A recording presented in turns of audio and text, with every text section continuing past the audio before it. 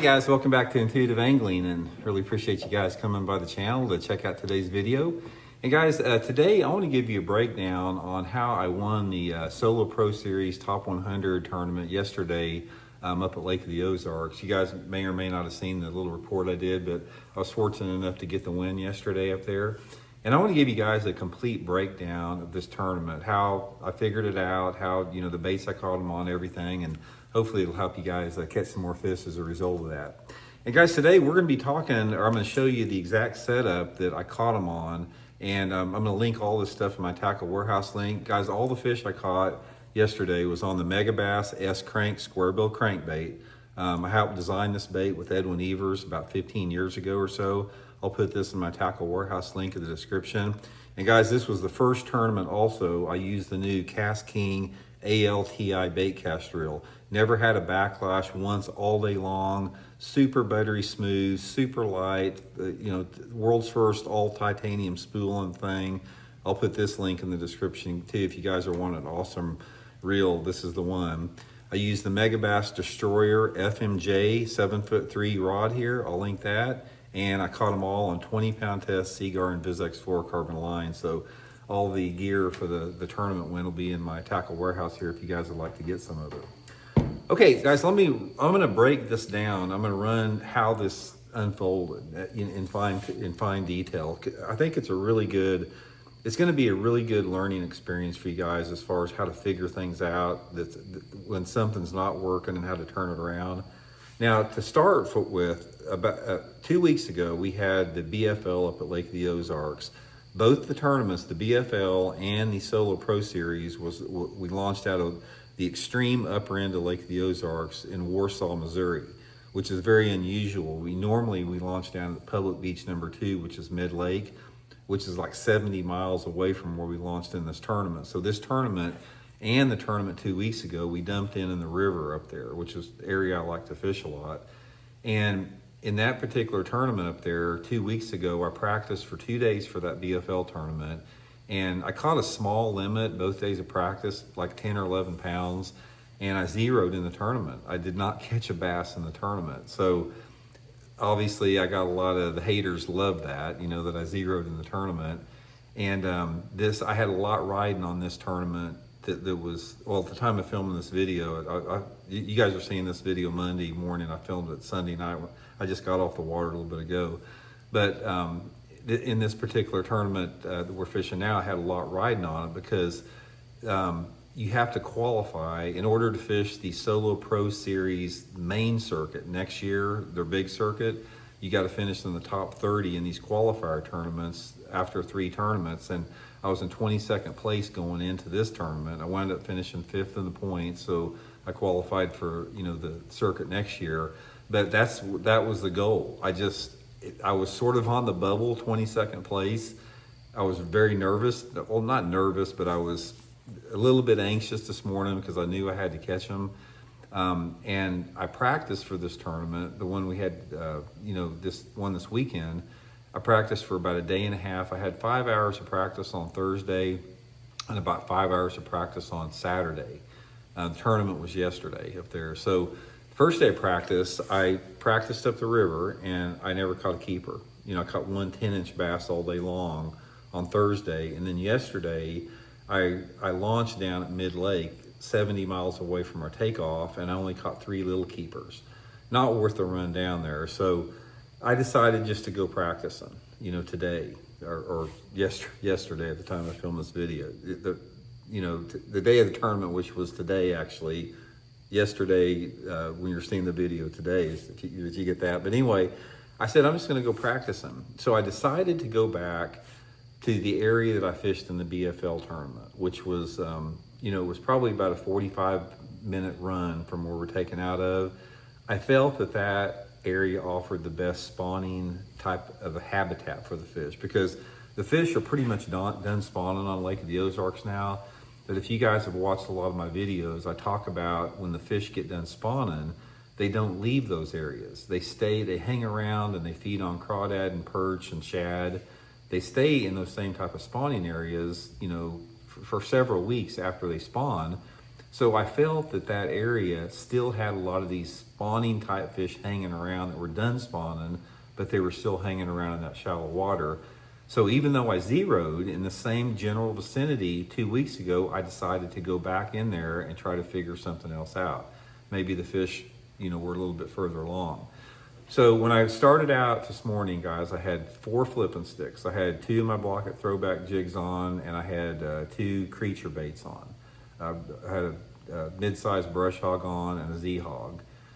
4 flipping sticks, and then I had a chatterbait, and I had the squarebill crankbait, the Megabass there. And then I had, I think it was spinnerbait, or what was the other one I had on there?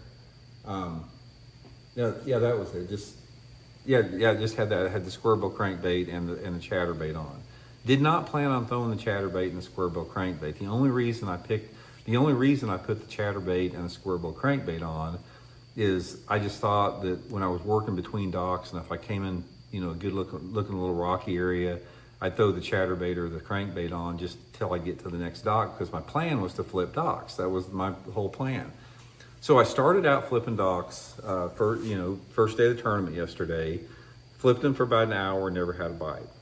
And I'm in the back of this cove, and I'm working out of the cove, and there's about probably a 50, 75 foot section between the docks that had like a nice rocky bank on it.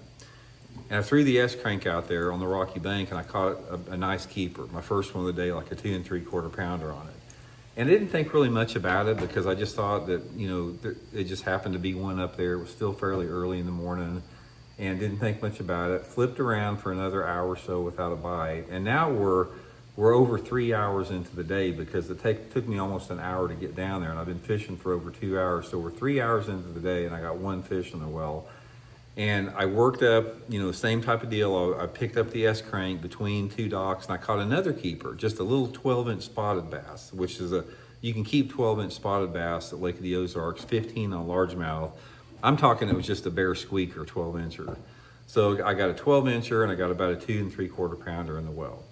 And that told me, it's like, okay, I've flipped docks for 2 hours now and have not had a bite. And I flipped docks in the BFL all day long and zeroed last week.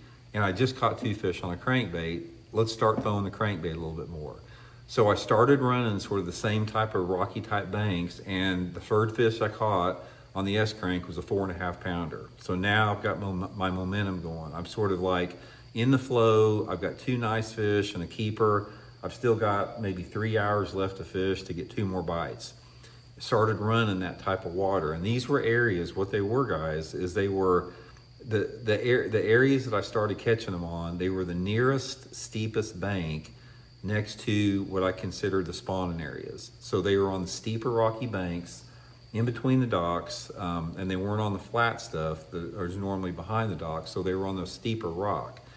And I started running that same type of water. About probably 30 minutes later, I caught my 4th one, which was another nice one, about at least a 2 3/4 pounder, pushing 3 pounds. And that gave me 4, and I had about probably an hour to fish. And I had one spot that I wanted to hit close up to the takeoff that I had caught some fish a couple weeks ago on, and I thought I might be able to get my 5th keeper. So I take off, and I've got about a 45-mile run, and I'm running down the lake, and I just happened to look over, and there's this really nice looking rocky main lake point. The wind was coming on it perfect. I'd never fished it before. It just looked good. I ran past it, and I said, I need to go hit that real quick. And I whipped the boat around, went over there. 3rd cast I made on it, I catch about a 3 pounder. So that gave me my limit. So I've got, 4 nice fish in the well and just a little Kentucky in there. I'm out of time at this point, so I got to run back. So I'm running back in, and I'm thinking, it's like, well, I got enough to qualify for next year for the Solo Pro Top 100 series. I accomplished my goal by qualifying, so I was happy about that.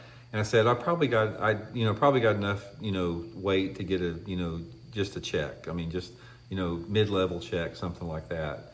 So I get in there, and I'm one of the last boats to weigh in, and I get in there, and I pull up to the dock, and my buddy Dale Verts is there. He's got the old school bass fishing video, and I asked Dale, I go, did they catch him today? And he goes, no, I heard it was pretty tough. They didn't catch him good. And then somebody came down to the dock and they said, well, 12 pounds is leading the tournament right now. I said, are you kidding me? 12 pounds?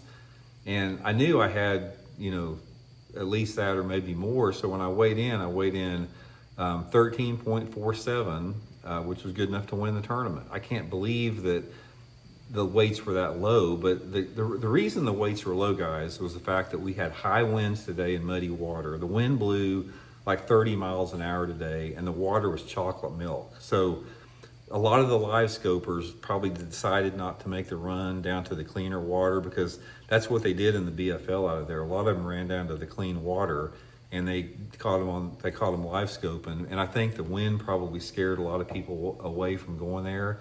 So the combination of muddy water and windy conditions just made the fishing extra tough in that tournament, super tough. And these fish that I was catching on the S-crank, guys, these were shallow. I mean, that's why I had the 20-pound test line. That 4.5 pounder that I caught was probably in a foot of water. I mean, they were right up on the bank. The water visibility was muddy, about like that. So anyway, guys, old school square bill crankbait fishing. You know, just really fortunate enough to get the win on there. So anyway, I hope you guys learned something from that. I tried to break it down as good as I can, you know, as far as to help you guys out. Hope you can take away something from that. And again, guys, try one of these S-cranks, man. Link in my Tackle Warehouse, link in the description. This is the freaking best square bill crankbait on the market right here, bar none. If you guys want the best crankbait, pick you one up there at that description link. So anyway, talk later, guys. We'll see you.